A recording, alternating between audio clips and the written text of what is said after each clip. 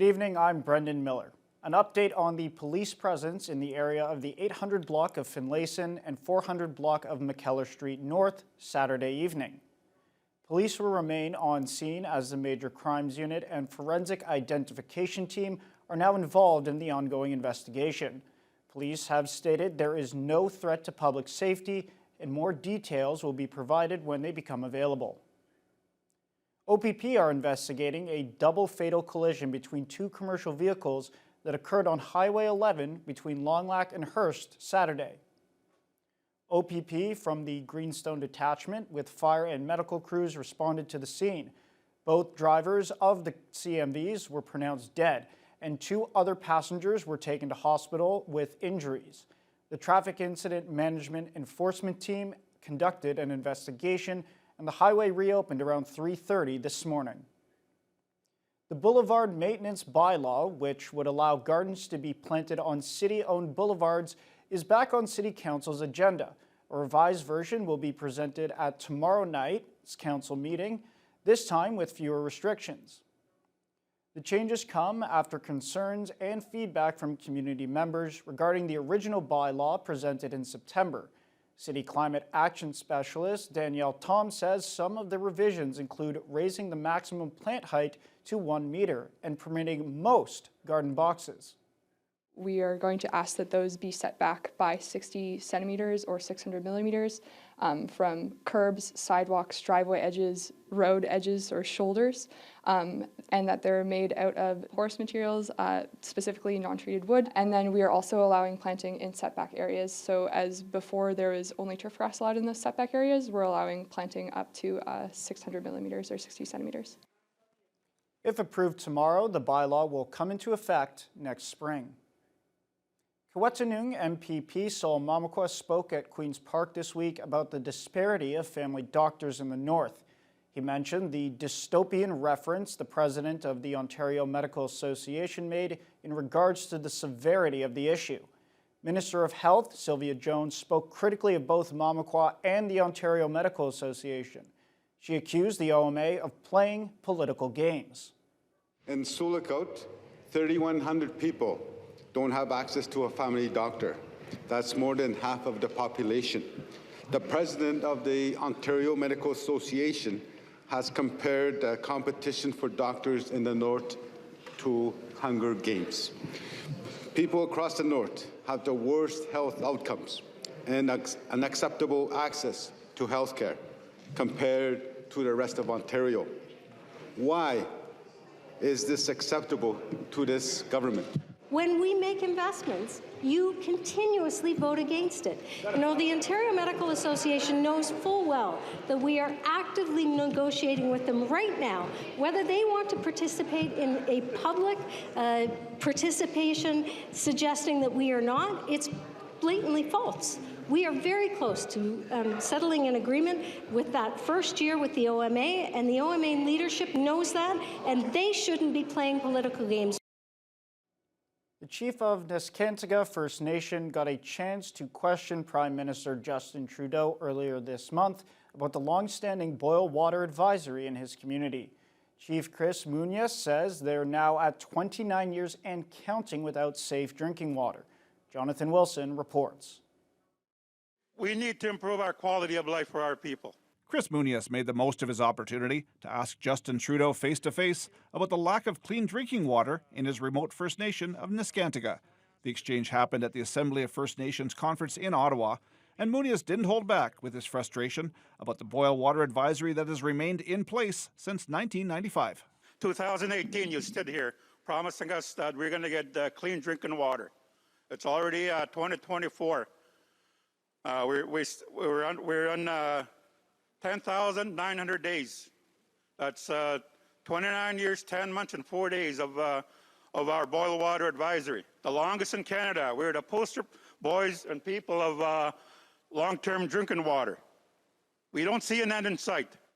The Prime Minister did not respond to the question about Neskantaga directly, leaving that for Indigenous Services Minister Patty Hajdu. Instead, Trudeau focused on his government's track record overall with boil water advisories in First Nations. There is a lot of work to do. We recognize that. On boil water advisories, when we came into office, there were 109 boil water advisories, in long-term boil water advisories across the country. We lifted 140 or so.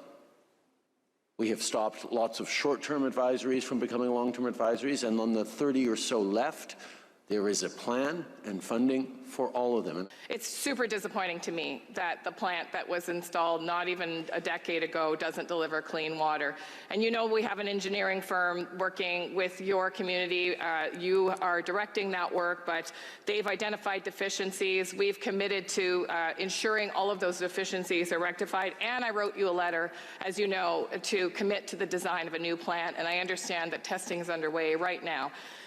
Furthermore, we'll be there for Neskantaga. I have committed to you that we'll keep meeting for as long as it takes to get the long-term boil water advisory lifted. And that is my word, and I have lived up to my word ever since we've known each other. The water treatment plant in Neskantaga has had numerous issues with it since it was built by a private contractor around 10 years ago.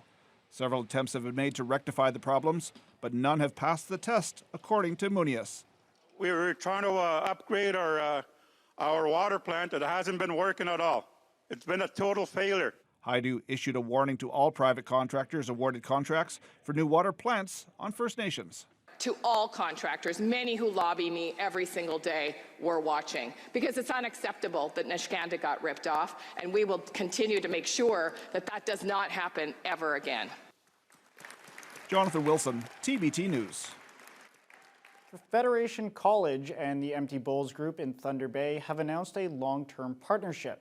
The college quickly stepped up in mid-October when the charity's longtime venue, the Moose Hall, suddenly closed its doors. Organizers of the popular event were left scrambling, but the college offered its cafeteria as a last-minute venue for the annual Empty Bowls fundraiser. Officials with the college and Empty Bowls formally announced this week that they now have a permanent partnership for the annual charity dinner. Empty Bowls Chair Robin Cooper and college president Michelle Salo say it's a great collaboration, with college students and staff also getting involved with the charity effort.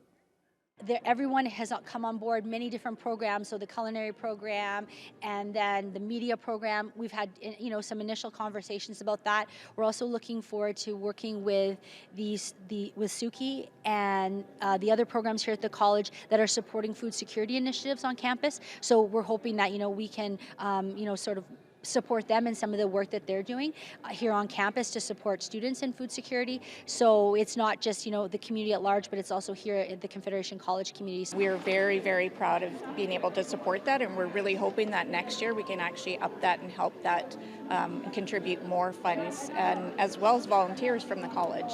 We also have a volunteer program here that we're working on between students and staff members so that they can help to volunteer at events like that as well.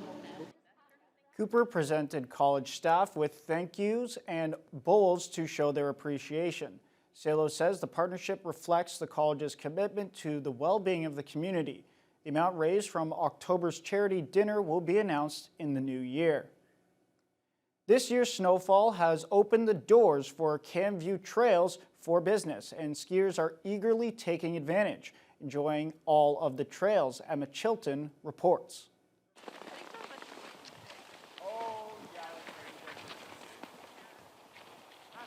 The cross-country ski season has officially begun, and with the abundance of snow this year, last season's late start due to lack of snow feels like a distant memory.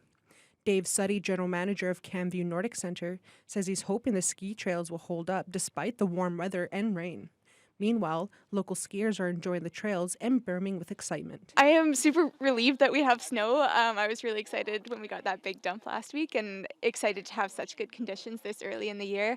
I'm hoping that today's warm temperatures won't lose too much snow. But yeah, looking forward to the rest of the season and super happy to be on skis this early. Yeah. Last Christmas it rained. We're skiing now 10 days before Christmas, and the conditions are great for early skiing.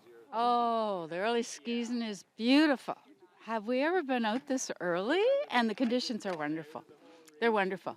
Out of 30 kilometers of trails, 20 kilometers are open and groomed. The Cozy Chalet offers a comfortable place to warm up, enjoy a snack or hot beverage, including delicious homemade soups, classic Camview chili, and their famous Camview cookies. Emma Chilton, TBT News. Now joining me on the desk is Riley Cohen, our sports anchor. And Riley, as I saw a bit earlier, the Walleye were wearing some pretty interesting jerseys the other night. Well, you know what, Brendan, they were in these Christmas festive jerseys. We'll have those highlights after the break.